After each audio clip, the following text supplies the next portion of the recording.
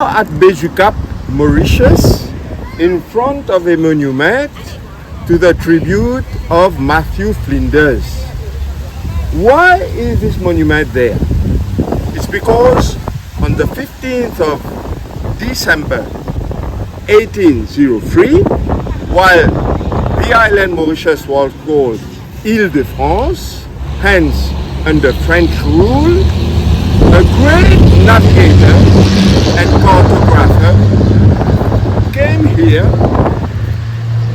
on his boat, the Cumberland, and he was arrested here simply because he was British and because French and the British were at war.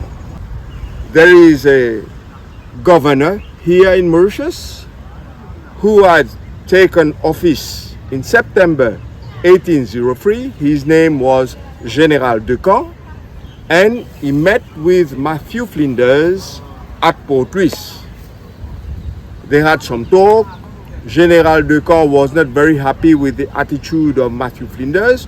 We're not going to get into the details, but the crude fact is that Matthew Flinders was held in Mauritius on parole, house arrest, 2 years in Port Louis, and the rest of his time, from 1805 to 1810, he lived at somewhere near La Marie in a house which belonged to Mrs. Darifat, and he stayed there, prisoner in between brackets, but he was more or less free.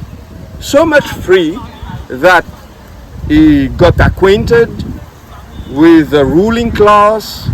He was someone very well educated, a gentleman. He played the flute. He was a cartographer. He was a ship captain.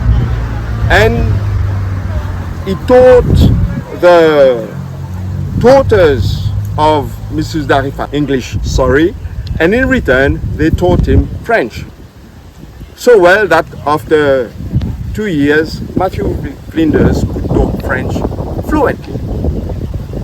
What is important in this tale of Flinders here in Mauritius is that he kept a journal, a daily journal. And in this daily journal, we gather what life was like in early 19th century Mauritius.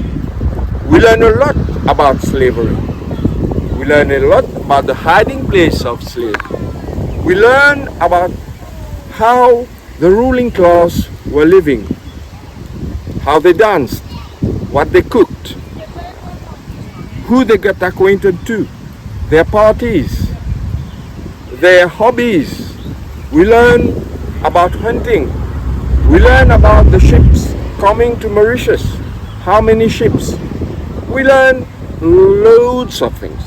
It is a very rich journal. And if you look at the monument, please come, follow me.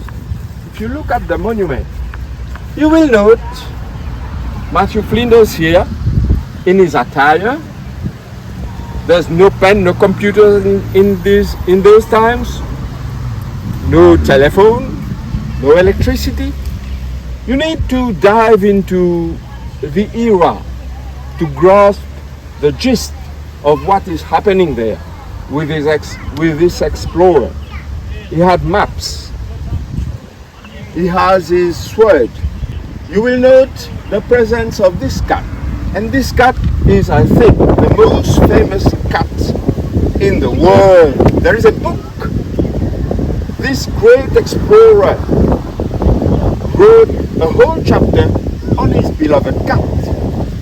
This cat followed this explorer from 1799 to approx 1804, wherever he went.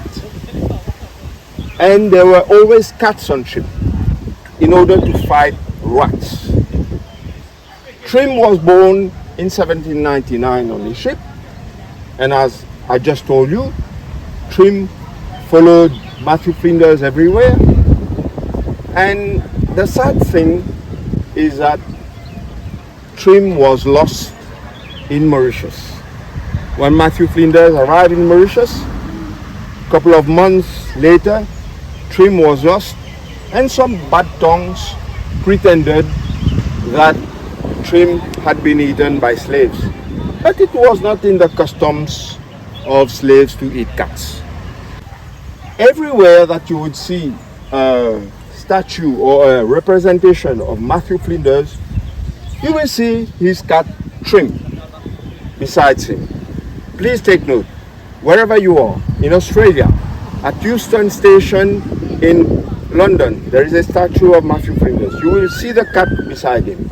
We need to know that Matthew Flinders is the one that has given its actual name to Australia, because he published a book, Voyage in Terra Australis, and he got a copy of this book one day before he died.